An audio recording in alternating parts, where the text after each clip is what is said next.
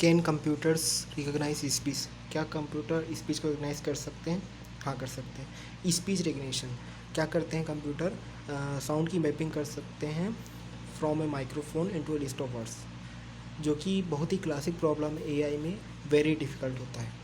क्यों डिफ़िकल्ट होता है? क्योंकि डिफरेंट ह्यूमन की जो स्पीच होती है डिफरेंट होती है, उनकी पिच डिफरेंट होती है, कई बार उनके डिफरेंट ग्रामर्स होते हैं, डिफरेंट वर्ड्स होते हैं। Recognising single words from A small vocabulary systems इस चीज़ को बहुत ही हाई एक्यूरेसीज कर सकते हैं, 99%। वो इसके लिए क्या कर सकते हैं कि एक स्मॉल वोकैबुलरी से एक सिंगल वर्ड को रिकॉग्नाइज करेंगे। एग्जांपल के लिए जैसे कि डायरेक्टरी, किसी भी डायरेक्टरी में लिमिटेड वोकैबुलरी होती है। यहाँ पर हम जो डायरेक्टरी बोल रहे हैं उसका मतलब है टेलीफोन डायरेक्टरी, जिसमें एरिया कोड होता है, सिटी नेम होता है। कंप्यूटर सबसे पहले आपको रिकग्नाइज करने का कोशिश करेगा। यदि वो अनसक्सेसफुल रहेगा तो वो उसे एक ह्यूमन ऑपरेटर को हैंड ओवर कर देगा।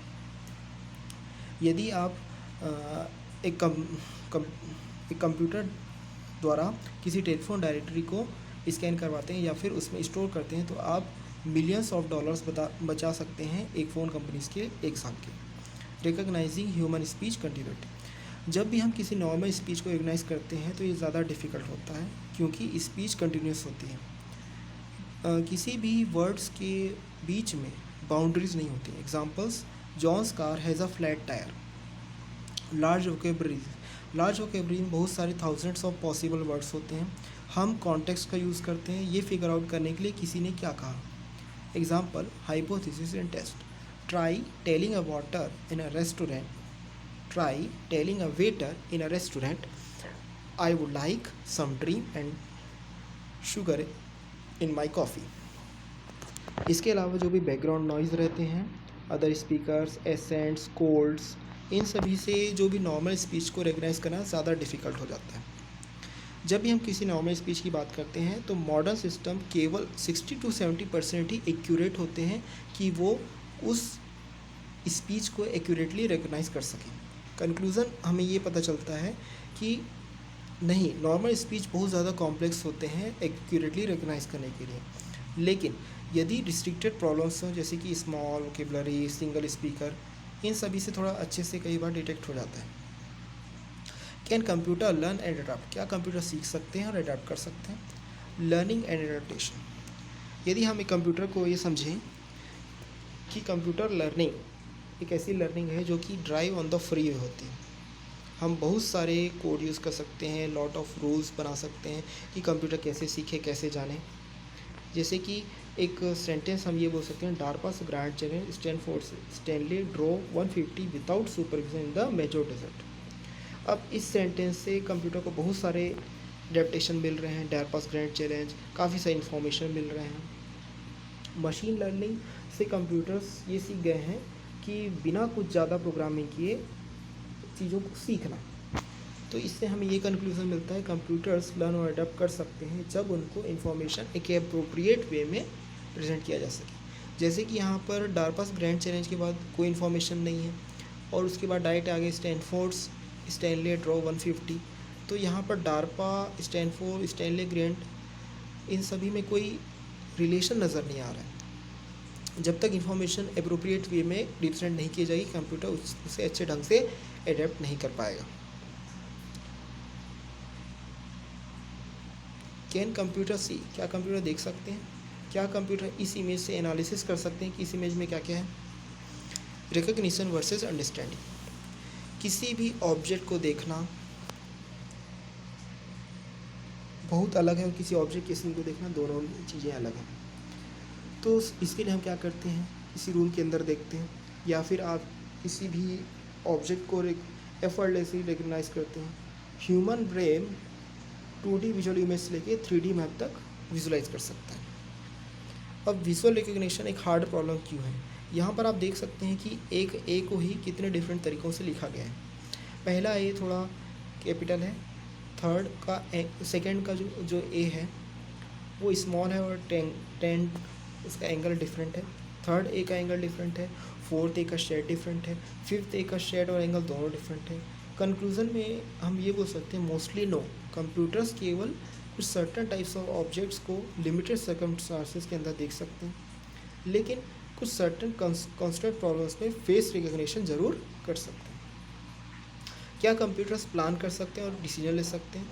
किस बेसिस पे लेंगे वो? इंटेलिजेंस। यदि उनमें इंटेलिजेंस हो तभी ले पाएंगे। इंटेलिजेंस में हम क्या करते हैं, प्रॉब्लम को सॉल्व करते हैं और डिसीजन लेते हैं और प्लान बनाते हैं। एग्जांपल के लिए, यदि आपको बोस्टन में अपनी कज़िन के पास जाना है तो आप सबसे पहले ये डिसाइड करोगे कि आप कब किस डेट पे जाना है, किस तारीख पे जाना है, किस फ्लाइट से जाना है। साथ ही आपको एयरपोर्ट पहुंचना होगा। इसके अलावा आपके साथ बहुत सारे सीक्वेंस ऑफ डिसीजंस हो सकते हैं, जैसे कि प्लान, एक्शन। दूसरा एग्जांपल जैसे हम ले सकते हैं कि मान लीजिए हमें जगदलपुर से बिलासपुर जाना है, तो हम पहले ये डिसाइड करेंगे कि हमको किस डेट पे जाना है, किसके थ्रू जाना है, बस के थ्रू जाना है कि ट्रेन के थ्रू जाना है। नेक्स्ट हम ये डिसाइड करेंगे कि हमें कितने टाइम पे बस स्टैंड या फिर ट्रेन स्टैंड यहाँ पर पहुँचना है। साथ ही हमें और बहुत सारे डिसीजन लेने पड़ेंगे, जैसे कि हम खाने की व्यवस्था कैसे करेंगे, रहने की व्यवस्था कैसे करेंगे। अब सेकेंड क्वेश्चन ये उठता है, what makes planning hard? Planning को हार्ड क्या चीज़ बनाती है? जो वर्ड है वो अनप्रिडिक्टेबल है, प्रेडिक्टेबल नहीं है। ये आपकी हो सकती है आपकी फ़्लाइट कैंसिल हो जाए, या फिर आपने कुछ बैकअप लेके रखा हो, या फिर बहुत सारे ह्यूज नंबर ऑफ डिटेल्स भी रिक्वायर्ड हैं किसी प्लानिंग में। आपको क्या सारे फ्लाइट को भी कंसिडर करना पड़ सकता है, सारे डेट्स को भी कंसिडर करना पड़ सकता है।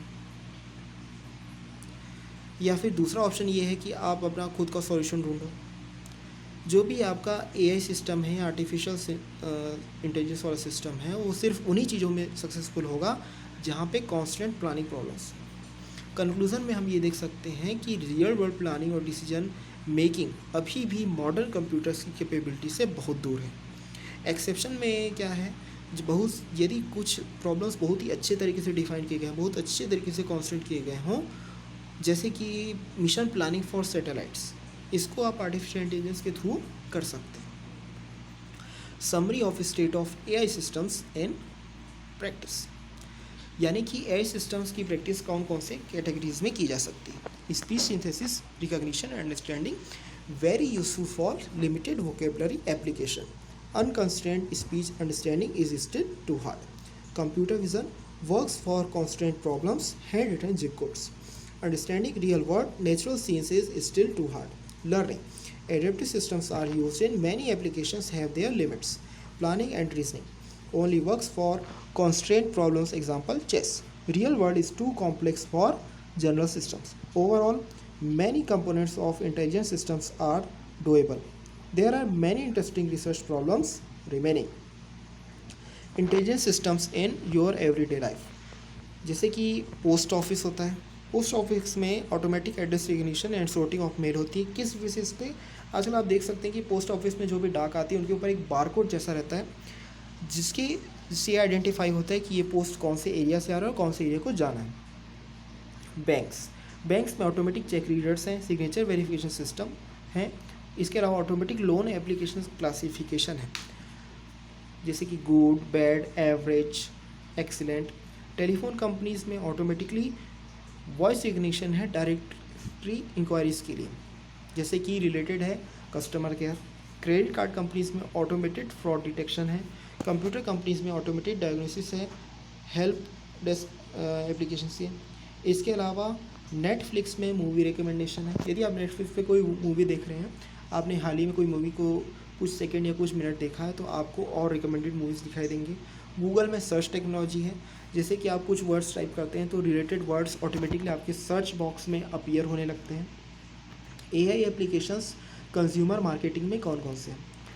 जैसे कि आपने किसी भी क्रेडिट, एटीएम या स्टोर कार्ड को अपने शॉपिंग के समय ट्राई किया है, यदि हाँ तो आप बिल्कुल देख सकते हैं कि वहाँ पर आपको एक एआई एल्गोरिथम का इनपुट नज़र आएगा। वो आपको ये बताएगा कि आपकी लास्ट शॉपिंग किस कैटेगरी में है, आपका लास्ट परचेस कितना है, आपका मंथली एवरेज बैलेंस कितना है, साथ ही आपने कितने बार विड्रॉल किया है, आपने किस कैटेगरी का विड्रॉल किया है, आपने किस पर्सन को पैसा भेजा है, किस पर्सन से पैसा लेन देन किया है। ये सारे इन्फॉर्मेशन जो है डिजिटल रिकॉर्ड होते हैं।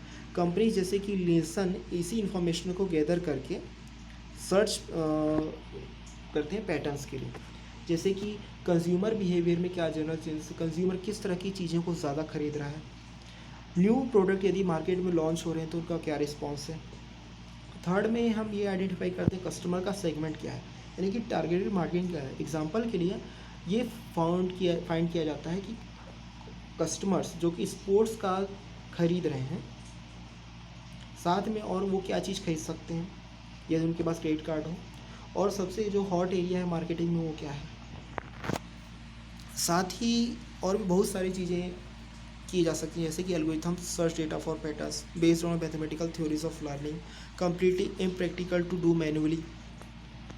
एआई एप्लीकेशन आइडेंटिफिकेशन टेक्नोलॉजीज़ में कौन कौन से हैं, जैसे कि ID cards, ATM cards. ATM cards हर पर्सन का एक यूनिक नंबर होता है विद जो कि आपके बैंक अकाउंट नंबर से रिलेटेड बिल्कुल नहीं होता। हाँ, उसमें कुछ सिक्योरिटी रिस्क जरूर हो सकते हैं, जैसे कि आपका कार्ड लॉस्ट हो सकता है, स्टोलन हो सकता है, आप पासवर्ड भूल सकते हैं, या फिर आपका पासवर्ड चोरी हो सकता है, या फिर आपका एटीएम पिन चोरी हो सकता है। बायोमेट्रिक आइडेंटिफिकेशन में आप क्या करते हैं, एक लॉक डोर के पास जाते हैं जहाँ पे कैमरा, फिंगरप्रिंट डिवाइस, माइक्रोफोन या आइरिस स्कैन वगैरह लगा हुआ होता है, जो कि आपके आइदर फिंगरप्रिंट को या आपके द्वारा दिए गए पासकोड को इनपुट लेता है। कंप्यूटर यूज़ करता है आपके बायोमेट्रिक सिग्नेचर को आइडेंटिफिकेशन के लिए, जिसमें हो सकता है face, eye, fingerprint, voice pattern, iris pattern. AI application का यूज़ होता है स्टॉक मार्केट को भी प्रेडिक्ट करने में, जो कि ज़्यादा यूज़ होता है किसी भी स्टॉक की वैल्यू के लिए। जो भी स्टॉक की वैल्यू रहती है पर्टिकुलर डेज में टाइम टू टाइम बदलती रहती है, इसका प्रेडिक्शन भी एआई एप्लीकेशंस के थ्रू किया जा सकता है। जैसे कि प्रेडिक्शन प्रॉब्लम में पास्ट का डेटा दिया जाता है और फ्यूचर को प्रेडिक्ट किया जाता है, जो कि बहुत ही डिफ़िकल्ट प्रॉब्लम है। हम यूज़ करते हैं लर्निंग एल्गोरिथम ताकि लर्न कर सकें predictive model from historical data. जैसे एग्जांपल के लिए prob increase at day t+1 value at day t-1 t-2 to t-k। ऐसे प्रॉब्लम्स रूटीनली यूज़ होते हैं बैंक्स के द्वारा और फाइनेंशियल ट्रेडर्स के द्वारा, ताकि मैनेज किया जा सके portfolio worth millions of dollars. AI applications machine translation. Language problems international businesses में होते हैं, जैसे कि यदि आपका मीटिंग चल रही जापानीज़, कोरियन, वियतनामीज़ और स्वीडिश इन्वेस्टर्स में कोई कॉमन लैंग्वेज नहीं होती, या फिर हो सकता है कि आप शिपिंग कर रहे हो सॉफ्टवेयर को मैनुअली 127 कंट्रीज़ में, तो डिफरेंट जगह डिफरेंट रेट्स हो सकते हैं, डिफरेंट करेंसीज होती हैं। इसका सॉल्यूशन क्या है, हायर करो ट्रांसलेटर्स ताकि ट्रांसलेट। यदि आप एक मशीन के द्वारा इस चीज़ को करेंगे तो बहुत सस्ता पड़ेगा। How hard is automated translation. Automated translation बहुत ही डिफिकल्ट है। एग्जांपल के लिए इंग्लिश टू रशियन में हम देखें, the spirit is willing but the flash is week. In English, the vodka is good but the meat is rotten. न केवल word translate हो जाते हैं बल्कि उनका मीनिंग भी कई बार बदल जाता है। नॉनदलेस, भले ही ये सब चीज़ें हों, तब भी कमर्शियल सिस्टम काफ़ी अच्छे से काम करे। एग्जांपल रिस्ट्रिक्टेड वोकेबलरीज इन सॉफ्टवेयर डॉक्यूमेंटेशन। एल्गोरिथम जो कि कंबाइन करते हैं डिक्शनरीज, ग्रामर मॉडल्स एट्सेट्रा को। एग्जांपल के लिए आप देख सकते हैं babelfish.altavista.com को। नेक्स्ट जो आज का जो एजेंडा रहता है एआई क्लासेस का, वो था रिलेटेड था fuzzy logic, propositional logic, rough set theory, decision 3, KNN, Davy Bayes, neural network. इन सारे टॉपिक्स जो हैं इंटर रिलेटेड हैं, इनको आप डिटेल से नेक्स्ट सेमेस्टर में भी पढ़ेंगे।